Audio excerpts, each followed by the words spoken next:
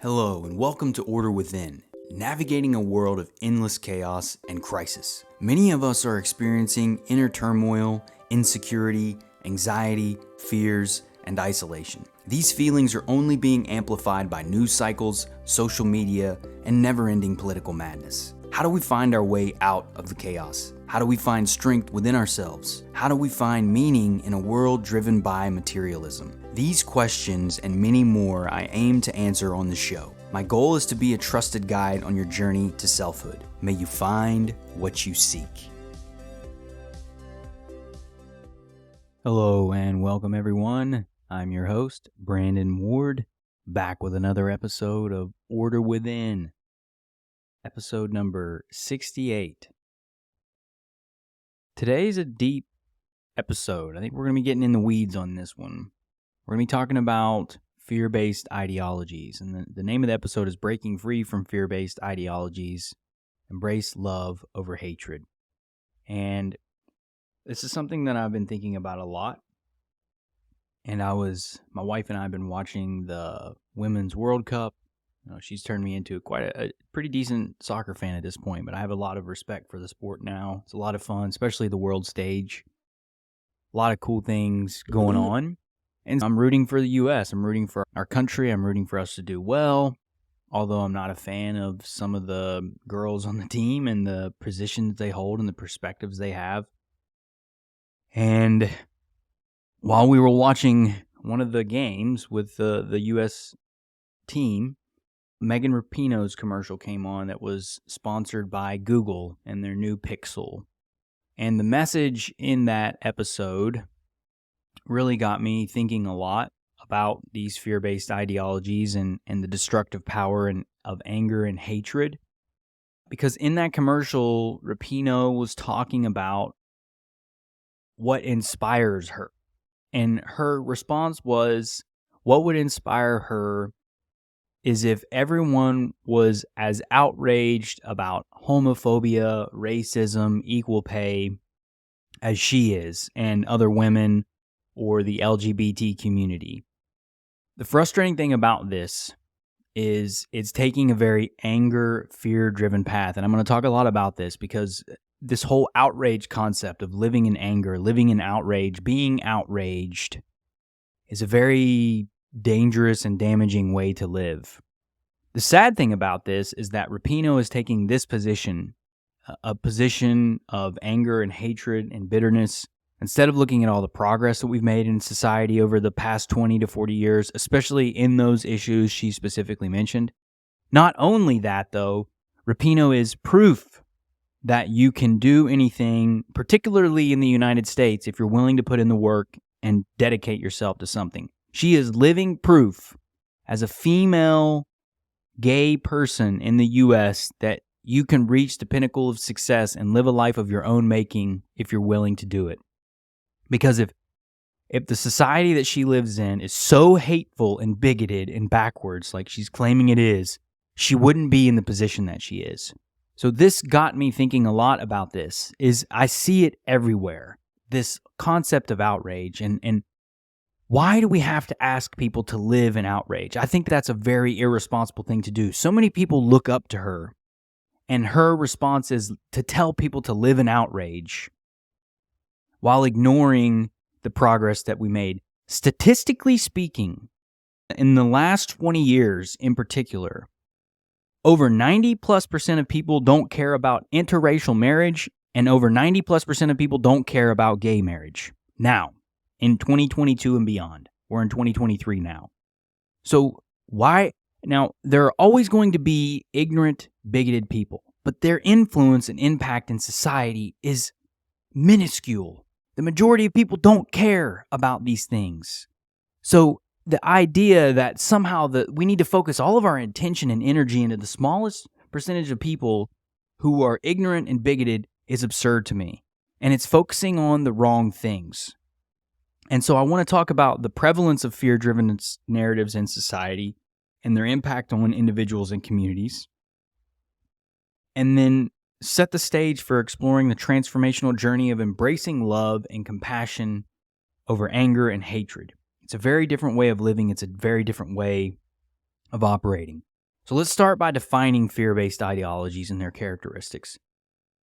So we're going to go through the understanding fear-based ideologies. We're going to look at destructive power of anger and hatred. We're then going to look at the path of love and compassion, and we're going to highlight breaking free from the fear-based mindset, and then we're going to share some examples and then look at building a bridge to find common ground. It's a lot to go over in today's episode. It's a big topic. But fear-based ideologies are defined as belief systems or worldviews characterized by the intentional cultivation and exploitation of fear to influence and control the attitudes and behaviors of individuals or groups. And that's one big piece that's frustrating about the media, politics, the news, Hollywood, everything that's coming out of the big organizations and institutions in our modern world are promoting these fear-based ideologies. The intentional cultivation and exploitation of fear, because the message that Rapinoe is sharing and many others is a fear-based message. It's focusing on the smallest percentage of people and the most unimpactful people in our society. The fundamental elements of these ideologies revolve around perceived threats to survival, security, or values. Does that sound familiar? These perceived threats can be real or imagined, ranging from crime rates and terrorism to changes in cultural or societal norms. And fear is used as a tool to control and manipulate individuals and groups by using an us versus them mentality. So we're the targeted group. They are the bigoted ones. They are the hateful ones. They are the angry ones. Us versus them. That mentality is very prominent in our society. And it's on both sides of the aisle. We have to transform our relationship to this us versus them mentality. The left versus right, right versus left, Democrats, Republicans. All this crap is divisive. And it only pins us against one another. We have to stop that all around. But you have to first recognize it. But the us versus them mentality is a huge component of it. Crisis narratives are another means. These ideologies frequently emphasize imminent threats or crises that require urgent action, which includes sacrificing personal freedoms or accepting harsh measures for the sake of safety or preservation of values. There's quite a few examples that you can look at. The Patriot Act after 9/11 was a huge one. We lost a ton of personal freedoms and liberties that the government was doing on our behalf to protect us. COVID is another prime example. And there's which COVID and fear was huge. And the same thing is happening in the LGBT community. There's all this fear-based ideology that people are getting destroyed, that people are going to be annihilated, that no one's going to allow to live, that there's this destruction of entire groups of people, which isn't happening. That's what's wild. If it's happening, let me say this. These incidents are small and rare now, and people know that, and we call them out. Ignorance, hatred, anger, we know what that looks like, so we call it out. But because it's so few in our society, we've now stretched into the point to where we're doing all these microaggressions, language, stuff on the internet, things like that. That's what we're calling all this fear, this crisis that we're looking at. It's insane. There's the manipulation of information. These ideologies may involve selective presentation or distortion of facts to sustain a state of fear and keep followers aligned with the ideology. Does that sound familiar? Manipulation of information is very powerful when you look at the government leveraging social media companies, trying to use right speak, doing the whole discussion around misinformation, what's true, what's not. We are in deep trouble if we are looking for single sources, groups, centralized authorities that are decreeing what is true or not. We're in deep trouble if that's where we're headed, y'all. Fear-mongering, the spread of frightening and exaggerated rumors of an impending danger, or the habit or tactic of purposefully and needlessly arousing public fear about an issue. Again, this is happening on both sides of the aisles. That's why I'm not picking on Rapinoe specifically, because it's happening all around. That message, though, really elevated this awareness to me as I was looking at the world. I've been looking at this stuff for a long time, but it just elevated that to me, that we're looking at a fear-based ideology that's creating a culture of anger and hatred and envy and bitterness. Those are all the sins that we're trying to avoid, quote unquote sins. That's why these are considered those things, because they end up robbing us of our virtue, of joy, of meaning, of passion, of compassion. And that leads into the next piece of this, which is dehumanization. The process of demonizing or dehumanizing the other to increase fear and justify harmful actions towards them. This is happening a lot right now in our society, where people are looking at Republicans and demonizing them. People are looking at Democrats and demonizing them. It's all this dehumanization. That is a very dangerous and slippery slope. And then the last component is propaganda, which is being used everywhere now. Dissemination of biased or misleading information to promote a political cause or point of view, often focusing on worst-case scenarios or emphasizing the danger posed by the out-group. That's it. The danger posed by the outsider group. Both parties are guilty of this type of activity. But what this ends up doing is it ends up psychologically and emotionally affecting us. By being immersed in these fear-based societies, it creates a heightened anxiety and stress. Constant exposure to perceived threats can lead to chronic anxiety, fear, and stress, which in turn can contribute to physical health issues like heart disease, diabetes, and immune disorders. That's COVID to a T. That's why living in fear and anxiety and stress is bad for us. It creates polarization and hostility. Fear-based narratives often result in increased suspicion and hostility towards the out-group, which can deepen societal divisions and conflict. That's happening hugely right now. Both sides are looking at the other as the out-group, and it's creating tons of polarization and division. There's paranoia and hypervigilance by those who are immersed in fear-based ideologies can become overly suspicious and paranoid, always on the lookout for perceived threats.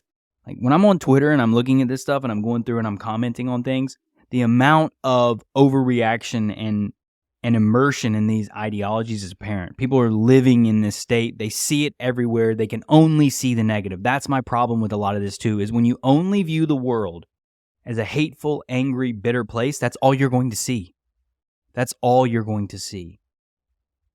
Which leads to the final component of decreased autonomy and increased conformity. People living in fear are far more likely to give up their autonomy and follow the crowd, often accepting or even advocating for policies that they would otherwise find unacceptable. COVID is another prime example of that.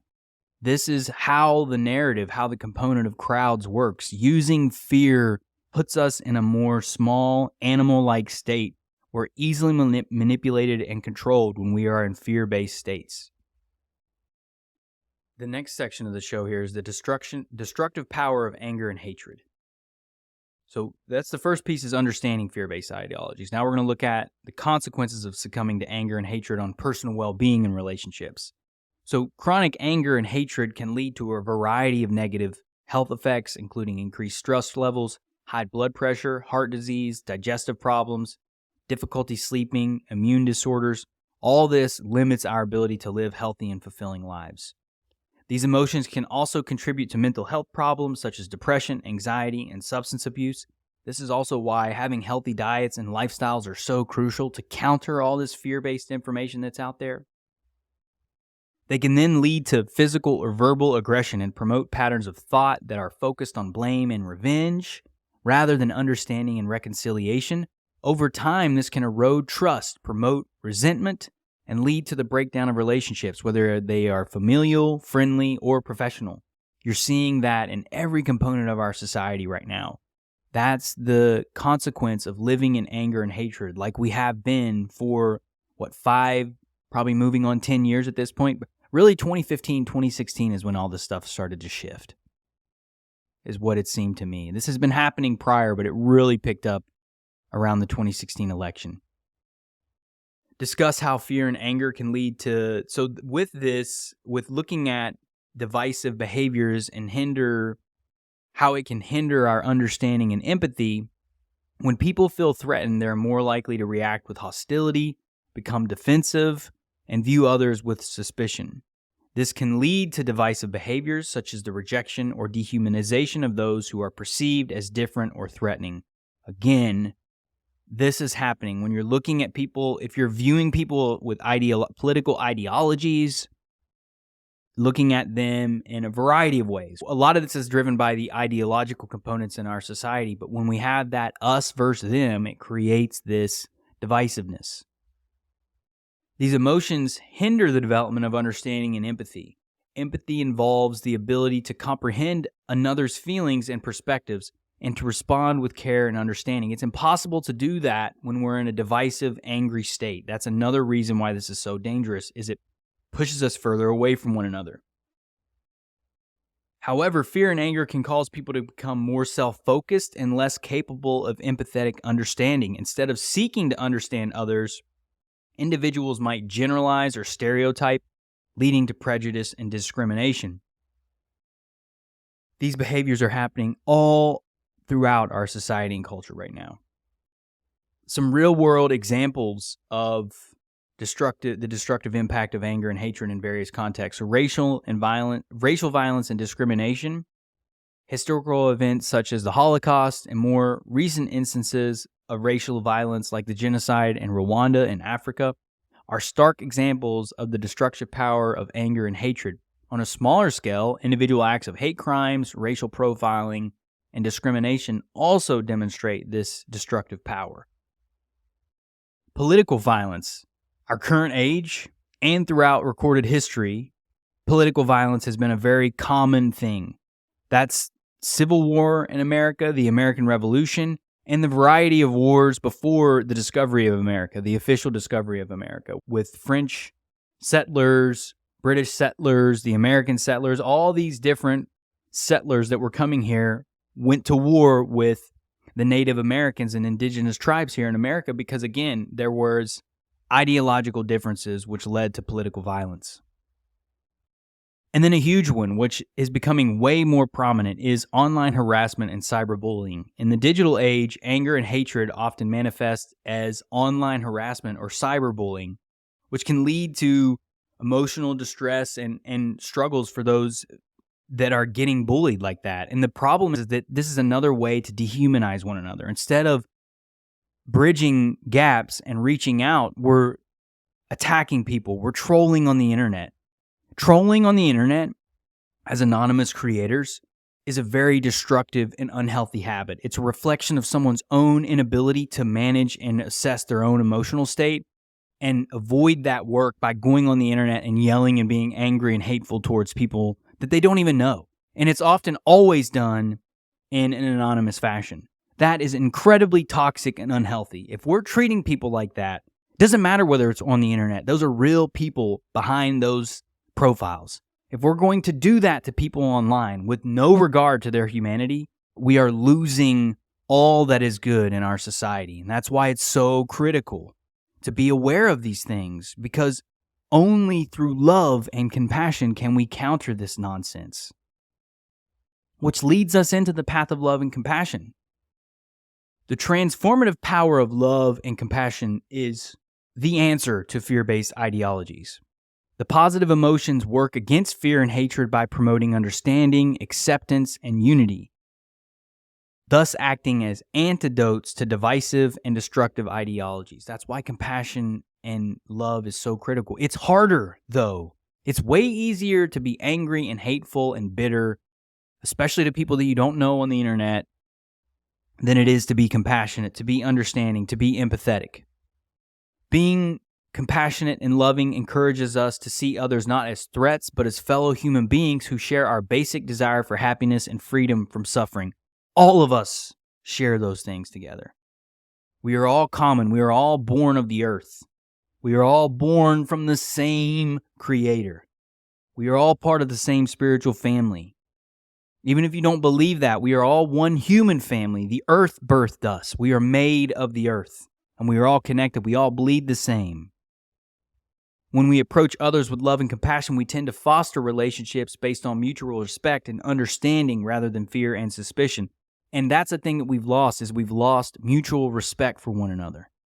And it's damaging our society, our communities, and it's creating division. That's why I'm calling out people like Rapinoe and others, because they're leaders. They have platforms.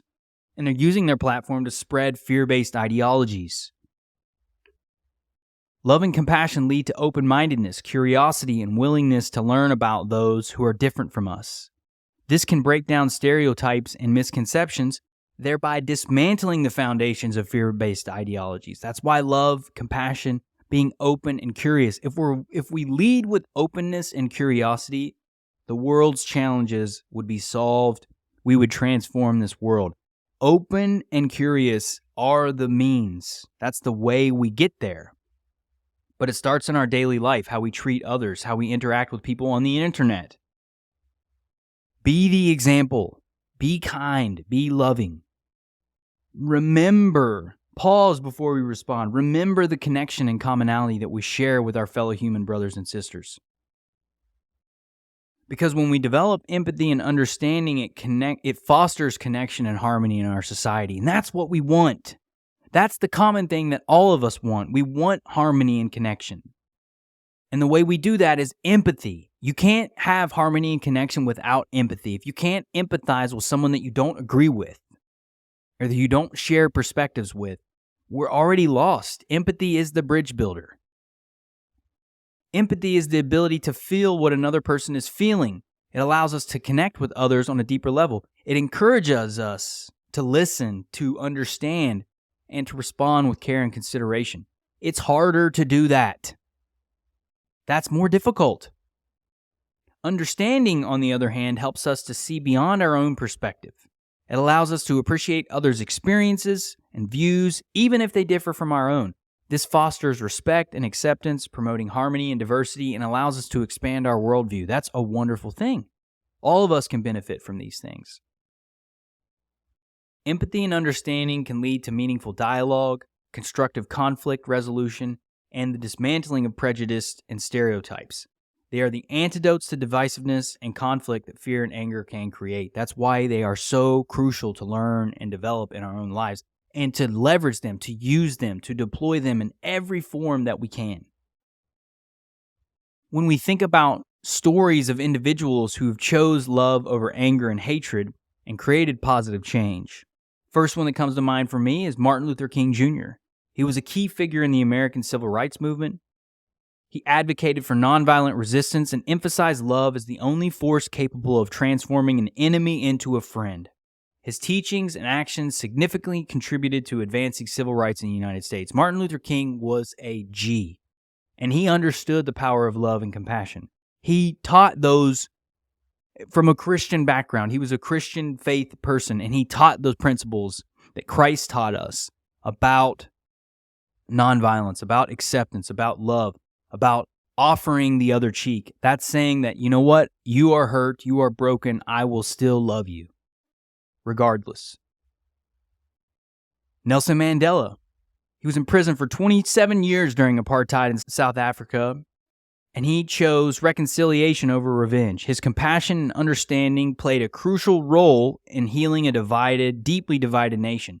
Instead of fighting and being angry, he accepted it and he reached his hand out. He still led with compassion. Mahatma Gandhi. Throughout his life, Gandhi maintained a consistent message of nonviolence and love, even when faced with extreme hostility and violence. His leadership was crucial in India's struggle for independence, and his teachings have inspired numerous civil rights and social change movements around the world, again, leading with nonviolence. And they were being attacked. They were being hit, wounded, all of those things over the salt, the protest. They stayed true to the nonviolent component by not responding with violence, and that transformed India. It created their independence. Gandhi led by example. And then finally, Jesus. His whole life is an example of choosing love over hate.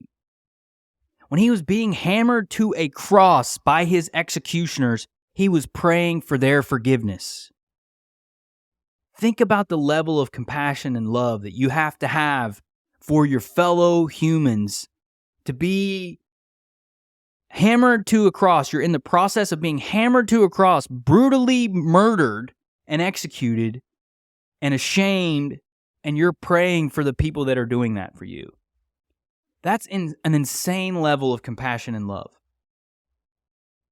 That's this example that we have to look to follow. We've got to do our best to follow those examples and to lead with action through our lives.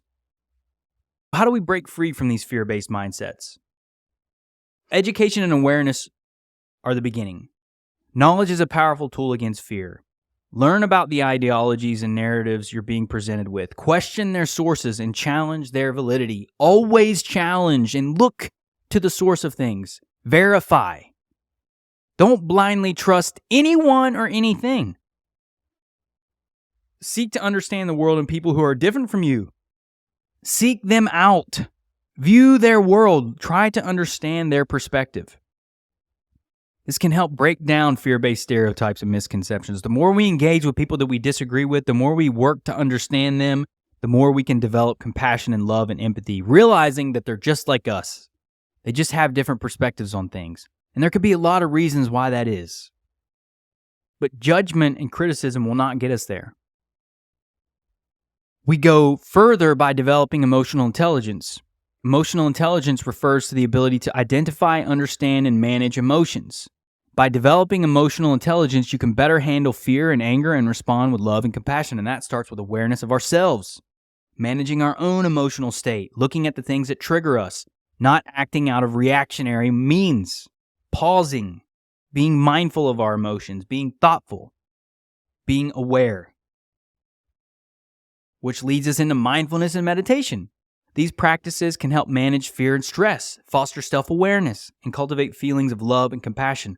Mindfulness helps you stay grounded in the present moment and not get swept away in the fear-based thinking. That's why being present and aware to our emotions, our thoughts, and the things that we may be feeling in those moments of intensity are very helpful. That pause is so powerful. Just pausing can be extremely powerful when we're feeling a lot of emotions instead of reacting.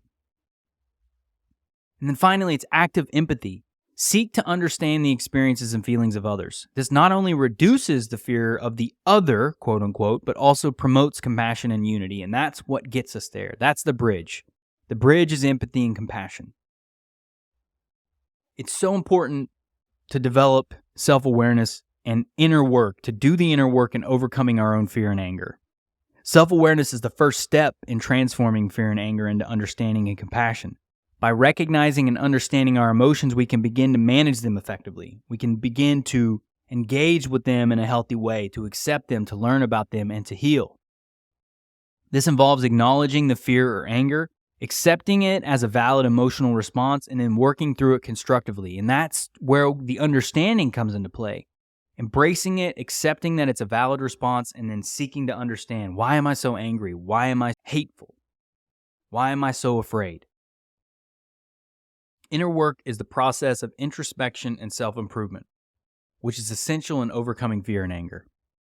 This can involve therapy, meditation, self-reflection, journaling, or any practice that helps you understand your feelings and patterns, whatever that may be. There is no right way to go about doing this. The only thing that matters is that you do the work, whatever that is. It could be poetry, it could be music, it could be anything. However you need to work through and experience and express your feelings, that's what it is. So some practices that we can do to promote emotional healing and growth towards a more positive outlook. Pause before responding.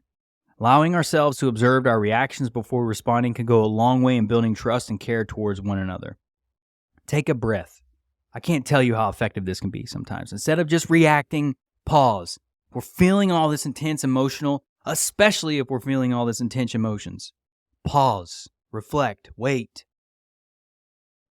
Sit with them. That's the means to go about doing it. Mindful breathing.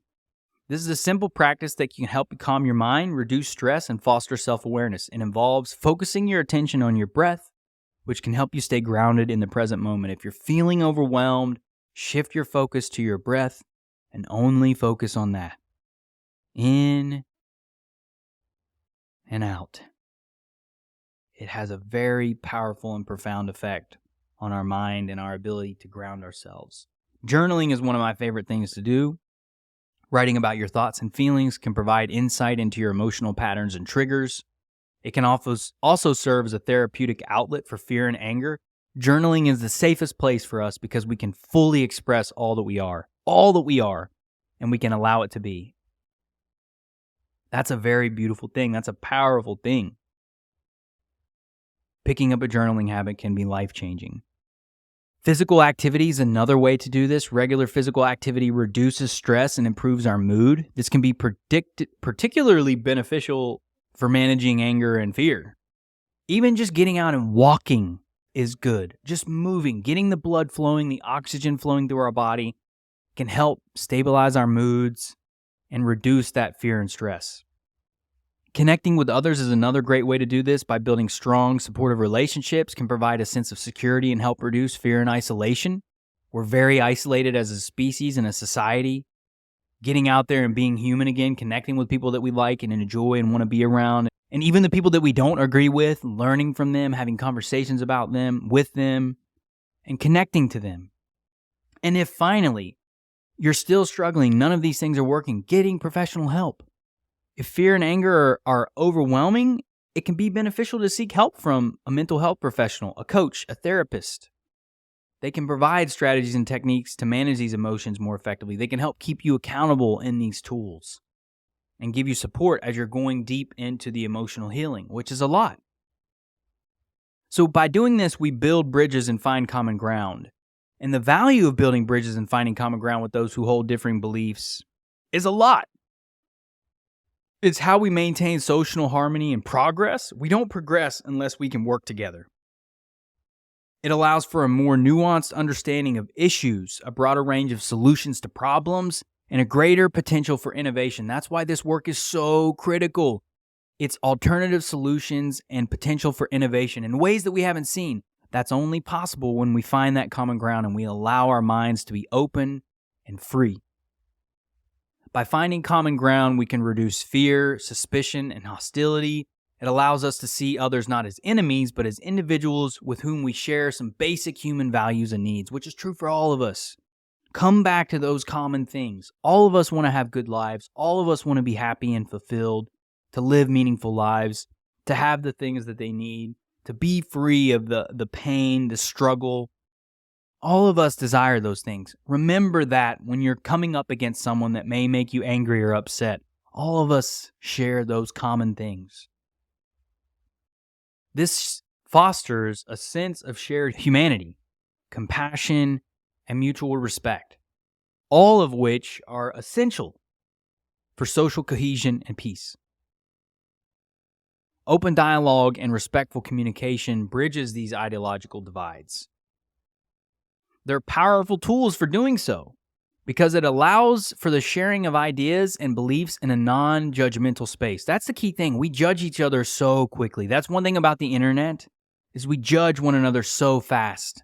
It's a very critical thing that we do. We have to move away from the judgment and open our hearts and open our minds to others to allow that dialogue to happen. Because this allows us to understand each other, challenge preconceptions, and can lead to finding that common ground that we've been talking about. Being respectful to one another with respectful communication. It involves our expressing of our own views while also listening to and respecting those of others. All of us love to share our perspectives, but we don't want to listen. And that means active, present listening. Not listening for a response, but truly trying to understand the perspective of other people. If we took the time to not worry about winning arguments and to fully understand the perspective of someone else, we begin to heal the divide in our society. Because when we take the time to leverage and understand each other, that's where things heal and change and shift. This requires empathy, patience, and a willingness to understand rather than simply winning an argument. It's not about winning and losing. If we're taking that perspective in this regard to ideas, society, progress, how we treat one another, then we're already lost. This is one of those things where not participating is the only way to win. Not participating in the, aha, I got you, aha, you're wrong. That is toxic, man. It's divisive, and it's not kind, considerate, or compassionate. When we practice this effectively, it transforms conflict and misunderstanding into opportunities for growth and unity, and that's ultimately what it's about. And there's some examples in history that have promoted understanding and unity in divided communities. The North Ireland peace process, in a region historically divided by religious and political conflicts, the Good Friday Agreement of 1998 marked a successful effort to promote peace and reconciliation. It involved open dialogue and negotiation between parties with deeply entrenched differing beliefs. So they put a practice in place that allowed the two sides to come together on a common thing and discuss openly. That's a beautiful thing. Treat each other with respect. We're going to make a change. The Truth and Reconciliation Commission in South Africa. Post-apartheid, the TRC was a restorative justice body that sought to address the injustices of apartheid. Through public hearings, it gave victims a voice and perpetrators a chance to seek forgiveness, fostering mutual understanding and healing. That's a beautiful thing. Like that, again, putting together spaces that people can come together and heal and share their perspectives and unify, not attack and hate each other. Hands Across the Hills in the United States. This initiative brought together residents from Lecter County, Kentucky, and Leverett, Massachusetts, two communities with vastly different political views, for a series of dialogue and cultural exchange programs. It has resulted in changed perceptions and newfound friendships, demonstrating the power of face-to-face dialogue and bridging ideological divides. That's a beautiful thing. And then the last example that I love, this is a great movie too, The Freedom Writers Project. So the Freedom Writers Project is a story of a teacher, Erin Gruwell, and her students at Woodrow Wilson High School in Long Beach, California in the mid-1990s. Gruwell taught a class of students who were considered, quote-unquote, at risk and unteachable by other teachers due to their backgrounds. Many were involved in gangs, lived in violent neighborhoods, and had experienced significant trauma. Instead of giving up on them, Gruwell used the power of education, empathy, and open dialogue to break down the walls of anger, fear, and prejudice that divided these students. She introduced them to the stories of individuals who had endured and resisted hatred and violence, such as Anne Frank and Zlata Filipovic, a child who lived through the Bosnian War. The kids, inspired by these stories, started to journal their own experiences, becoming the quote-unquote freedom writers, and that was a play on the term freedom riders, activists who fought against racial segregation in the U.S. In sharing their personal narratives, they were able to understand each other's struggles and find common ground in their shared experiences, meaning that they all had hard lives for different reasons and different perspectives, recognizing the common struggle that they all faced, the terrible things that many of them have gone through, the friends that they had lost to gang violence, to hatred, to all that crazy things that happened in their community. That was a common thing that bonded them. Instead of dividing them initially, it brought them together. Because they also realized that other people suffered throughout history for way worse things, with way worse scrutiny and suffering than they had, and it humbled them, and it made them realize, wow, wait a second, maybe it's not as bad as we think it is, and it's hard here, but we all have that in common. And through this process, they not only improved academically, but also learned to see each other as human beings, not as enemies. The Freedom Writers Project is a testament to how fostering empathy and understanding and open communication can bridge ideological divides and create unity from diversity. At the end of the day, y'all, that's what it's about.